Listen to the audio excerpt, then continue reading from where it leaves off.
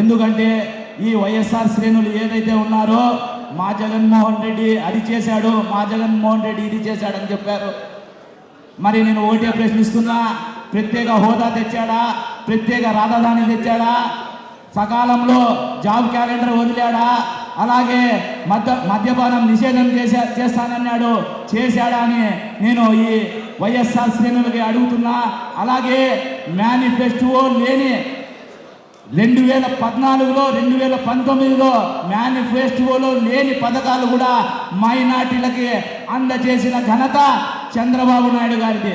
దుల్హన్ పథకం అయితేనేమి, విదేశీ విద్య అయితేనేమి, మైనార్టీ మసీదులకు మరమ్మతులకు ఫండింగ్లు అయితేనేమి ఎన్నో పథకాలు అందజేసిన ఘనత చంద్రబాబు నాయుడు గారిది. మరి సోదరులారా, మన అనంతపురం అభ్యర్థి దగ్గుపాటి అన్నని మనం గెలిపించుకుంటే ఆర్థికంగా, విద్యాపరంగా, ఉపాధి పరంగా ఎంతో మేలు జరుగుతుంది.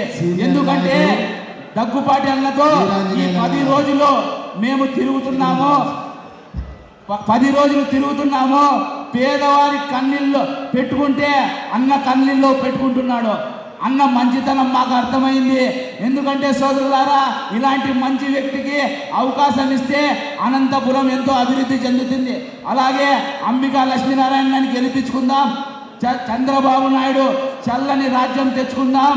తెలుగుదేశం జెండా రెపలాడేటట్టు చేసుకుందామని తెలియజేసుకుంటూ జై తెలుగుదేశం, జై జై తెలుగుదేశం.